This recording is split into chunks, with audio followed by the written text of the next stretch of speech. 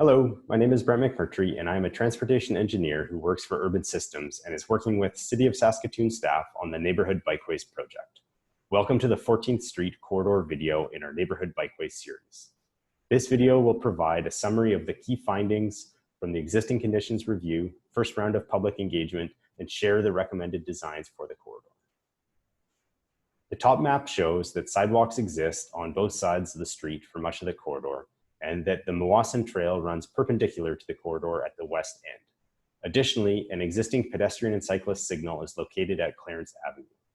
The second map shows that no transit routes run on 14th Street East, but that transit routes intersect the corridor at Lansdowne Avenue, Clarence Avenue, and Cumberland Avenue.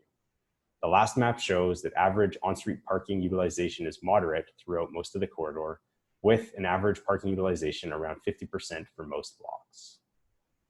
When asked what community members would like to see improved, the most common responses included education for people driving on how the bike signal works at Clarence Avenue, improved road surface condition and snow clearing, future cycling connection on Wiggins Avenue, improved connections to the University of Saskatchewan across Cumberland Avenue, reduced speed limit along the entire corridor.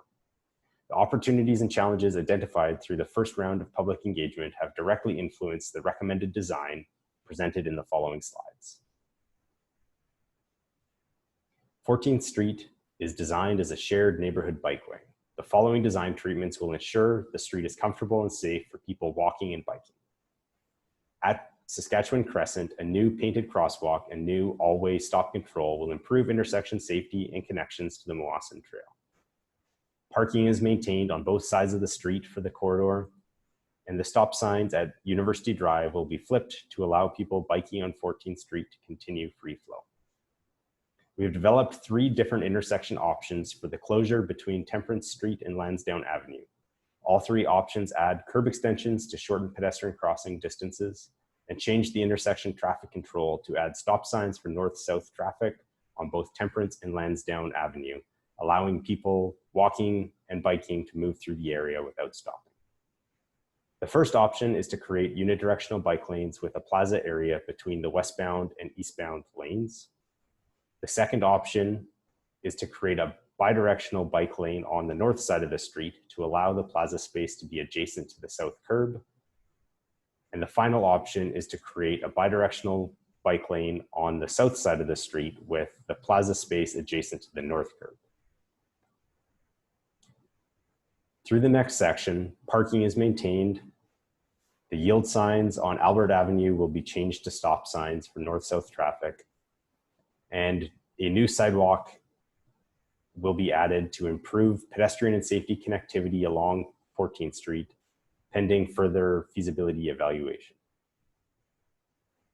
Once again, between Clarence Avenue and Munroe Avenue, parking is maintained. A new north-south crosswalk is added at Clarence Avenue to the existing bicycle signal to improve pedestrian safety.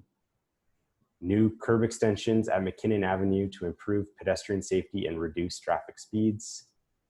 And new sidewalks to fill sidewalk gaps to improve pedestrian safety and connectivity, pending further evaluation of feasibility.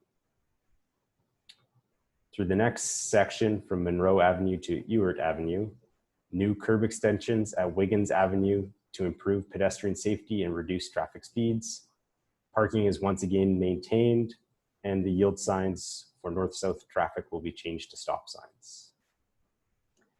For the final section up to Cumberland Avenue, the intersection at Cumberland Avenue, we have 2 options developed.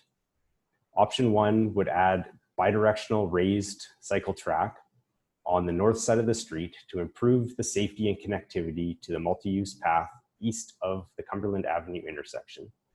This option maintains parking on the south side of the street, but removes all parking on the north side of the street adjacent to the raised cycle track. Option 2 would keep the neighborhood bikeway shared street all the way to the Cumberland Avenue intersection, where a 2-phase crossing with cross rides and curb extensions would improve the safety and connectivity to the multi-use pathway east of Cumberland Avenue. This option maintains parking on both sides of the street. For all options, parking is maintained along this section. for the other sections not included. Over the coming weeks, we will collect your feedback through calls, emails, letters, and the upcoming virtual open house and the Engage page. Thanks for watching, and we look forward to hearing from you.